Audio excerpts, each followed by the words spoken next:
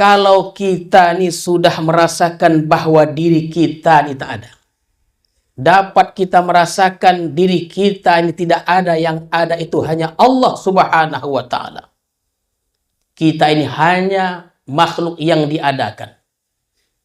Kita dapat merasakan bahwa kita melihat karena diperlihatkan oleh Allah. Kita bisa dapat mendengar karena diperdengarkan oleh Allah. Dan kita dapat bergerak, dapat kita merasakan karena digerakkan oleh Allah. Kalau begini tuan-tuan sekalian, sudah sampailah kita.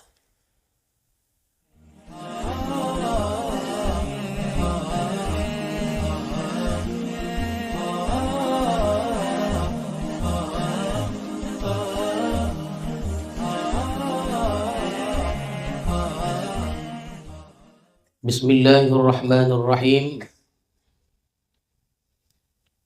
Assalamualaikum warahmatullahi wabarakatuh.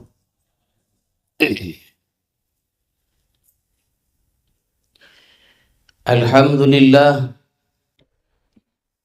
Alhamdulillahilladzi bifadlihi wasala ilaihi alwasilun wa arafa bihi al'arifun.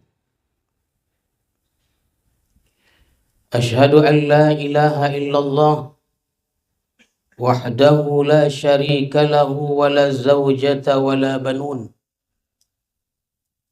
Wa ashhadu anna sayyidana Muhammadan abduhu wa rasuluhul maimun. Allahumma salli wa sallim wa barik ala sayyidina wa maulana Muhammadin al-jawharil maknun wa ala alihi wa sahbihi wa zurriyatihi wa atba'ihi, amma ba'du. Tuan-tuan para khalifah, para salikin, hadirin dan hadirat sekalian, marilah kita bersyukur kepada Allah Subhanahu wa Ta'ala yang telah melimpahkan rahmat dan hidayahnya kepada kita semua, sehingga pada malam hari ini kita dapat kembali bertemu di majlis ilmu ini. Mudah-mudahan kita semuanya senantiasa dalam rahmat Allah Subhanahu wa Ta'ala. Salawat dan salam kita ucapkan dan kita sampaikan kepada Rasulullah sallallahu alaihi wasallam beserta keluarga, para sahabat dan para pengikut-pengikut beliau. Mudah-mudahan kita semuanya mendapat syafaat Rasulullah di hari kemudian nanti. Amin ya rabbal alamin. Al-hikmatus salis asyrah ba'da al-mi'atis saniyah min al-hikamil ataiyah. Qala al-imam al-arif billah Ahmad ibnu Athaillah as-Sakandari rahimahullah wa nafa'ana bi'ulumihi wa asrarih. Maka pada hikmah yang ke-213 dari Al-Hikam Al-Athaiyah telah berkata pengarang Imam Ahmad ibnu Athaillah as-Sakandari rahimahullah wa nafa'ana bi'ulumihi wa asrarih. Kata beliau, usuluka ilaih usuluka ilal ilmi bih, wa illa fajalla rabbuna an yattasila huwa bisyai'in. Sampainya engkau kepada Allah adalah sampainya engkau kepada pengetahuan dengan Allah. Jikalau tidak demikian maksudnya, maka maha suci Tuhan bahwa berhubung Tuhan dengan sesuatu. Itulah lebih kurang terjemahan hikmah yang ke-213 ini. Hadirin dan hadirat sekalian, min istilahatil arifin al-usul ilallah. sebahagian dari istilah-istilah yang biasa digunakan oleh orang-orang arif yang kenal dengan Allah itu adalah sebagai istilah yang mereka gunakan itu adalah al-wusul ilallah, sampai kepada Allah. Sedangkan orangnya disebut al-wasi, yang sampai. Dan ada istilah-istilah yang lainnya yang selalu mereka gunakan. Dekat dengan Allah, jauh dari Allah, terhijab dari Allah. Maka kalimat-kalimat ini dia tuan-tuan sekalian tidak bisa jadi maknai seadanya. Karena apabila kalimat-kalimat ini dimaknai seadanya, menyebabkan kita bisa menyekutukan Allah dengan makhluk. Maka perbincangan kita pada malam hari ini di hikmah yang ke-213 ini adalah tentang al-wusul ilallah. Salah satu istilah yang biasa digunakan. Apa maksudnya? Wal murad bihi indahum, bermula yang dimaksud dengan sampai itu. Maksud sampai itu menurut orang-orang arif ini, wusul ini tuan-tuan sekalian, tahqiqul ilmi biwujudihi wahdah. Menyatakan pengetahuan atau memantapkan pengetahuan dengan adanya Allah semata-mata.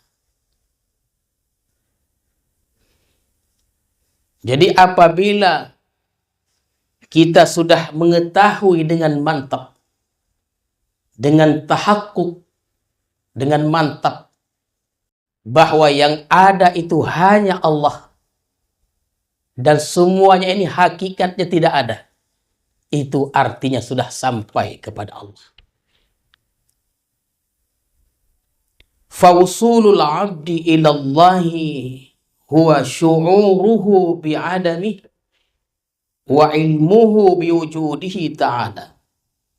Sampainya hamba itu kepada Allah adalah merasakan dia dengan ketiadaannya dan mengetahui dia dengan adanya Allah Subhanahu wa ta'ala. Jadi tuan-tuan sekalian, kalau kita ini sudah merasakan bahwa diri kita ini tak ada, dapat kita merasakan diri kita ini tidak ada, yang ada itu hanya Allah Subhanahu wa ta'ala. Kita ini hanya makhluk yang diadakan. Kita dapat merasakan bahwa kita melihat karena diperlihatkan oleh Allah. Kita bisa dapat mendengar karena diperdengarkan oleh Allah. Dan kita dapat bergerak, dapat kita merasakan karena digerakkan oleh Allah.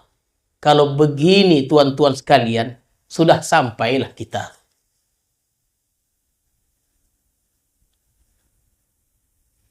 Jadi kita ini tak ada apa-apanya. Yang ada itu hanya Allah semata. Kalau sudah tahakkuk begini dia, sudah mantap. Bukan sekedar ilmu pengetahuan belaka, tapi sudah sampai ke tahap rasa dia. Sudah sampai ke tahap rasa. Bisakah kita melihat sesuatu apabila Allah tidak perlihatkan kepada kita? Coba kita rasakan. Bisakah kita mendengar sesuatu? Bisakah kita bergerak? Kalau Allah tidak gerakkan kita, coba rasakan itu. Kalau kita sudah dapat merasakan hal yang demikian, tuan-tuan sekalian, kita namanya al-wasil ilallah, sudah sampai kepada Allah itu.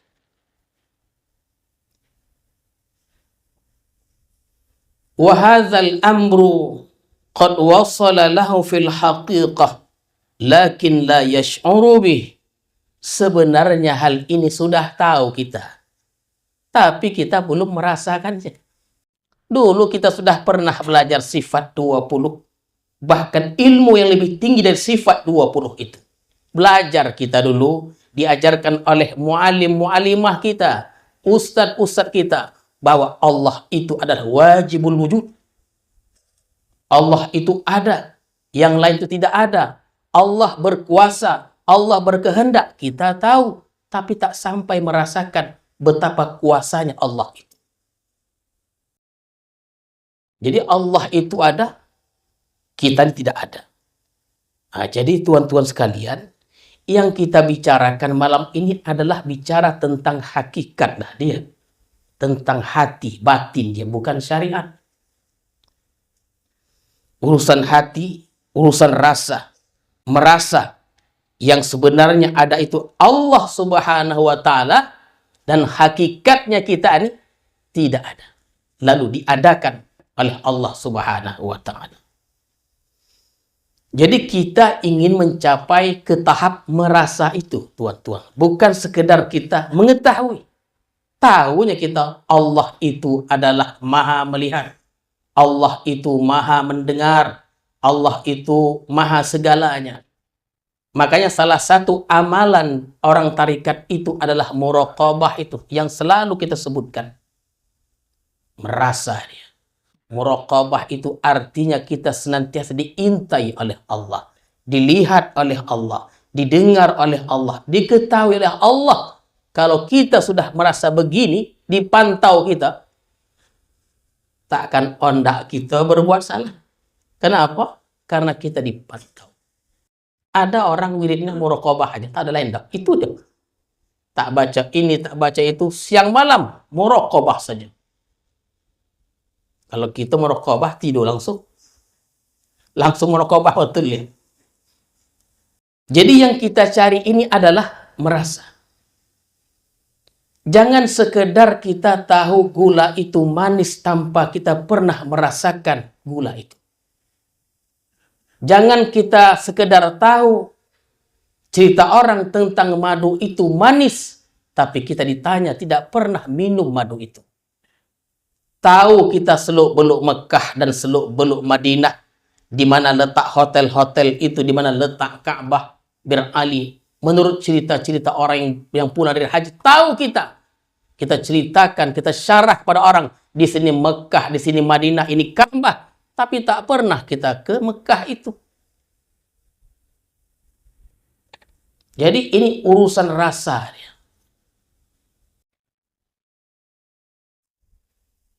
Wa illa takun kadzalik bi an ta'taqidal usul yakunu hissiyan famustahilun.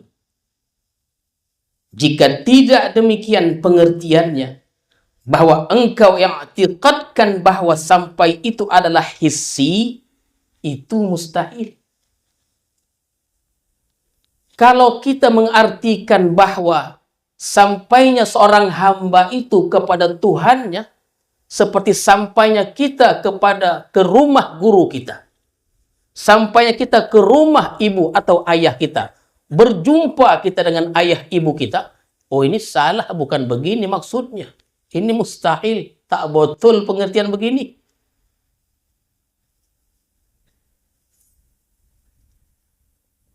Jadi bukan begini maksud sampainya kepada Allah itu. Kenapa demikian? Li'anna Allah la yattasil bi syai'in wa la yattasil fihi syai'. Karena Allah tidak berhubung dengan sesuatu dan tidak berhubung olehnya dengan sesuatu yang baharu itu. Tak ada kaitannya.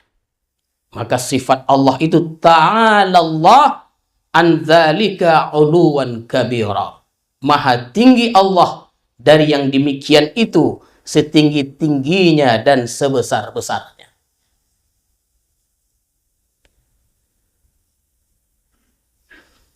Qala al-Imam al-Junaid al-Baghdadi rahimahullah, mata yattasil man la syabiha lahu wa la nazir biman lahu syabihun wa nazir hayhata. Kapan bisa sampai Tuhan yang tidak ada serupa dan tandingan baginya dengan orang yang ada baginya itu ada serupa dan tandingan? Hayhat, itu jauh sekali. Jadi pemahaman sampai ini, tuan-tuan sekalian, kita ulang lagi. Pemahaman sampai ini adalah jangan kita mengartikan sampainya itu sampainya satu zat kepada zat yang lainnya. Bukan begitu. atau sampainya satu benda kepada benda yang lainnya, tidak begitu. Sehingga dia terhubung, tidak begitu. Sampainya seorang hamba itu kepada Tuhannya Allah, sampainya ilmu yang dia rasakan bahwa Allah itu ada, dan selain Allah itu adam, tidak ada. Ada karena dia diadakan oleh Allah Subhanahu wa Ta'ala. Wa awwalu darajatil usul, bermula awal daripada derajat sampai. Jadi kalau kita berbicara tentang sampai seorang hamba kepada Tuhan, itu punya tingkatan-tingkatan. Wa awwalu darajatil usul, dan bermula awal daripada derajat sampai itu. Jadi tuan-tuan, maksudnya adalah ada tingkatan-tingkatannya. Ada tingkatan pertama, ada sampai itu, ada yang lebih tinggi lagi. Akan tetapi, adapun awal derajat wusul sampai kepada Allah itu adalah man la yara fa'ilan illallah wahdah. Orang yang tidak melihat akan orang yang berbuat itu kecuali Allah semata-mata. Ini paling derajat yang paling awal, rendah sampai ini. Artinya, kita sudah mampu mentauhidkan af'al. Wah, itu dia. Karena nanti kita baca tauhid bil af'al, bil sifat, bil zat, dengan ada dia. Dia makhluk ada tuh, tapi orang makhluk dia hanya diperintahkan untuk beramal saja. Jadi, yang paling rendah itu mampu kita mentauhid af'al. Orang yang sudah sampai ke tauhid af'al ini dinamakan ashabul yamin. Di bawahnya awamul muslimin. Kita ini mungkinlah awal muslimin nih. Orang yang sudah sampai ke kedudukan tauhid af'al ini disebut golongan ashabul yamin. Apa dia? Memandang segala perbuatan yang dia lihat di alam ini adalah perbuatan Allah. Jadi tuan-tuan sekalian,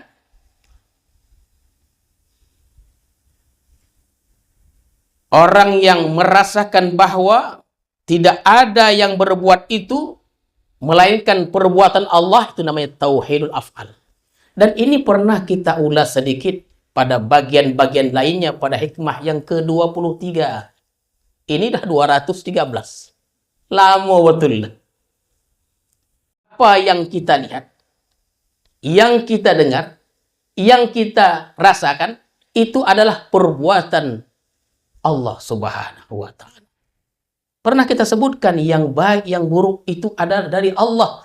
Hanya saja secara adab dan syariat disandarkan kepada yang baik-baik itu disandarkan kepada Allah, yang buruk-buruk disandarkan kepada manusia.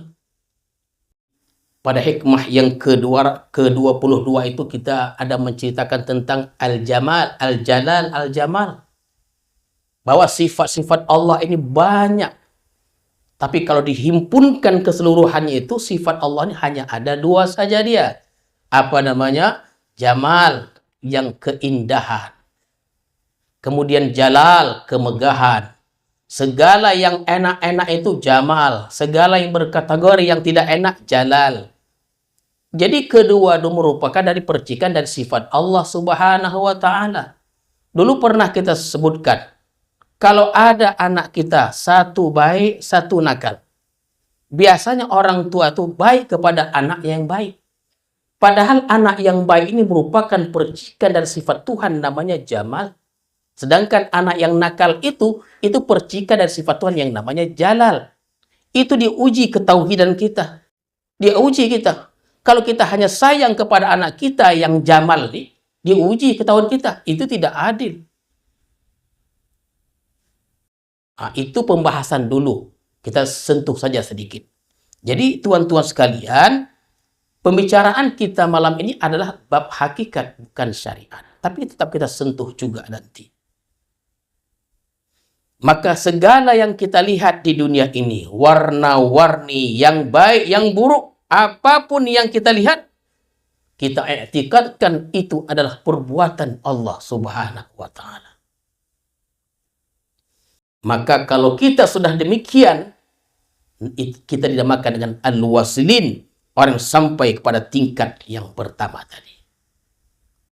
Man ruziqa hadzal maqam, barang siapa yang dianugerahi, diberikan kedudukan makom ini, apa dia? Apabila Allah berikan kita kedudukan sampai ke tahap yang kita lihat itu adalah perbuatan Allah, sampai ke situ kita dianugerahkan kita kedudukan ini, salima minal afat, maka kita akan selamat dari penyakit-penyakit hati.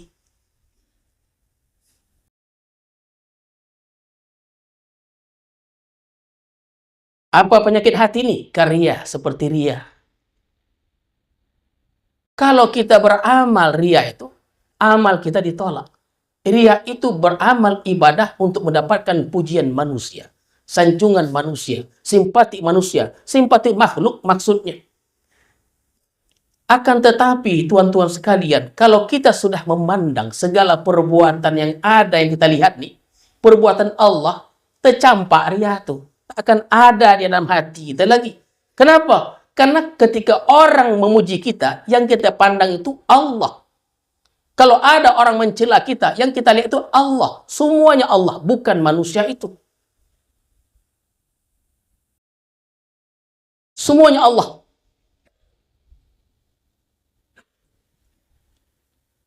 Tapi kalau kita memandang bahwa fulan yang muji, fulan itulah yang muji, fulan itu mencela, fulan itu yang mencela, muncullah ria tadi. Tapi kalau kita memandang Allah lah yang memberikan manfaat, Allah lah yang memberikan mudarat, tak akan ada ria.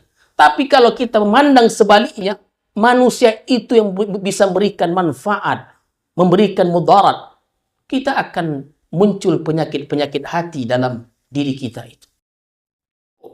Bagaimana supaya kita beramal lillahi ta'ala? Kan begitu dia tuan-tuan sekalian. Kita mantapkan tauhid af'al kita itu. Mengesahkan, artinya mengesahkan perbuatan. Perbuatan kita esahkan, perbuatan Tuhan itu. Segala perbuatan adalah perbuatan Allah subhanahu wa ta'ala. Inna khalaqnakum wa ma ta'malun. Sesungguhnya kami yang telah menciptakan kamu dan segala perbuatan kamu. Bukanlah kamu melempar ketika kamu melempar itu. Allah yang melempar itu. Jangan kita merasa kita, tuan-tuan sekalian, itu asbab-asbab saja. Hakikatnya Allah subhanahu wa ta'ala. Jadi kalau kita ingin ibadah lillahi ta'ala, kita mantapkan tauhid af'al kita. Supaya tidak ada ria itu lagi dia. Jadi, orang yang duduk di makom ini, selamatlah dia dari ria itu. Apalagi wal-hiq, dendam. Menyimpan kemarahan. Menyimpan. Pernah saya sebutkan, tuan-tuan sekalian. Kita akan, pada makom pertama, kita akan bertobat kepada Allah. Itulah makom pertama dari kita bersuluk ini. Perkataan, perbuatan, bahkan dimandikan kita secara batin supaya runtuh keluar segala yang tak baik dari badan itu. Bertaubat kita. Kalau kita berdosa, itu hal biasa. Kalau ada di antara kita yang belum berdosa, berdosalah.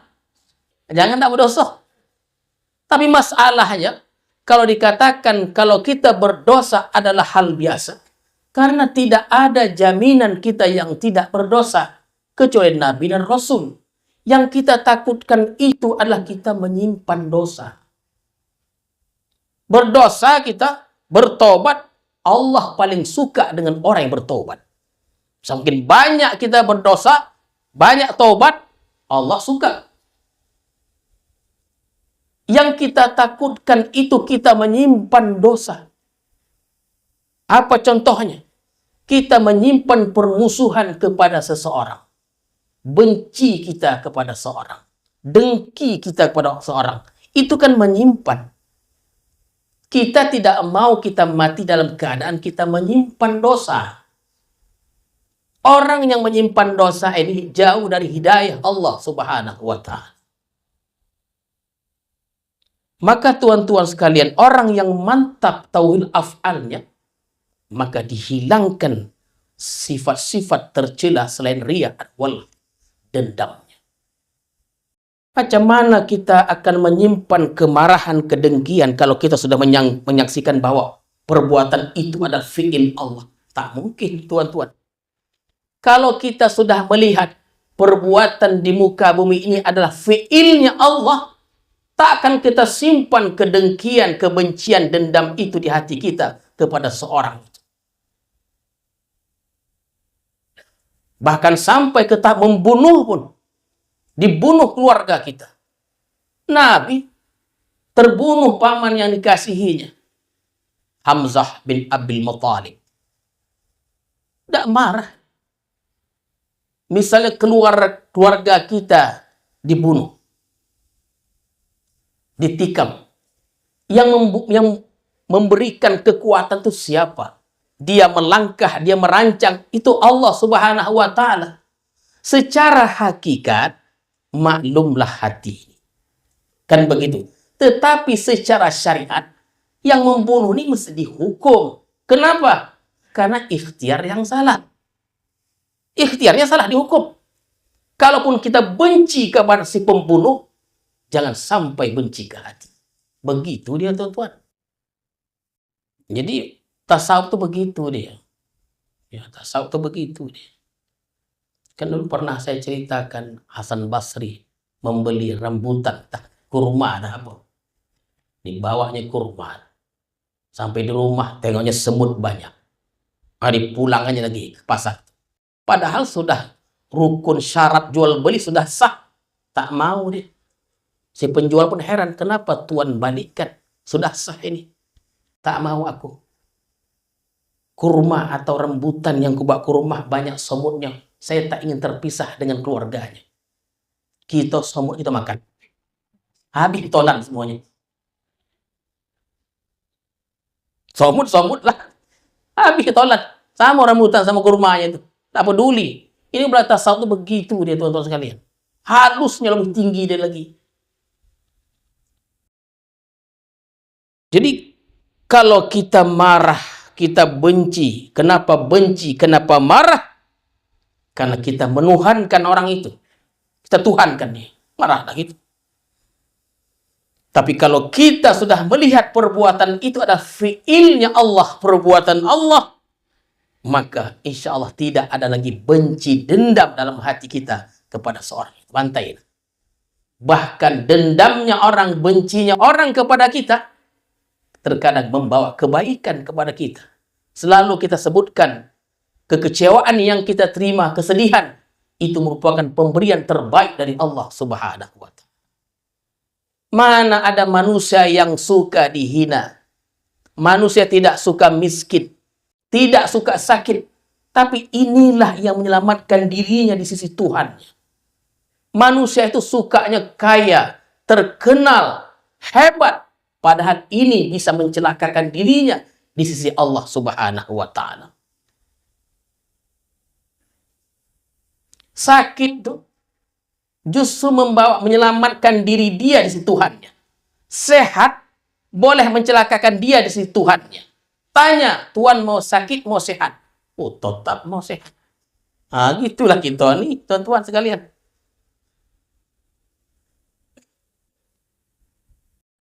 Apalagi wal kibr, wal ujub, sombong, ujub, dan lain-lainnya. Banyak penyakit-penyakit hati yang mesti dibuang, tuan-tuan sekalian.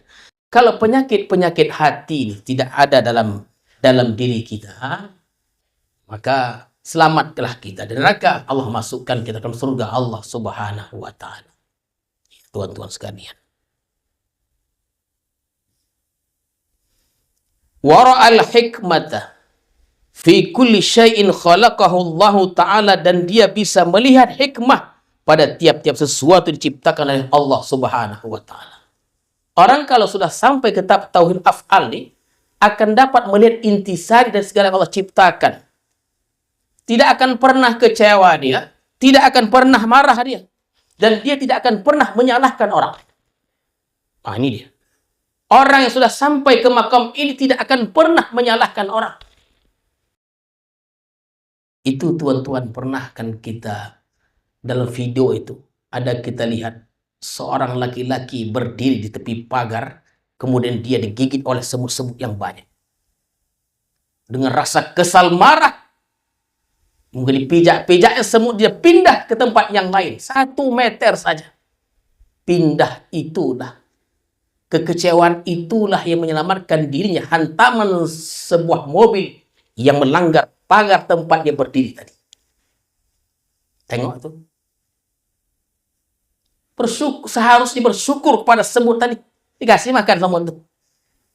Itu dipijaknya. Semut itulah yang menyelamatkan dirinya dari kematian. Seorang tua, perempuan, sedang duduk di kursi roda. Terjatuh barang di hadapannya. Mau diambilnya, mau dicapainya, tapi tidak sampai tangannya. Dilihatnya seorang laki-laki, pemuda, sedang asyik main HP. Menyandar di tiang. Tengoknya, nampak dia. Barang ibu itu terjatuh. Maunya kalau dipandang, ambil lah. Tak peduli. Kosal dia. Mungkin berdoa, ya Allah, celakakanlah dia. Kan begitu marahnya. Tak mau menolong orang yang yang tidak bisa berjalan. Tidak bisa mengambil. Apa salahnya?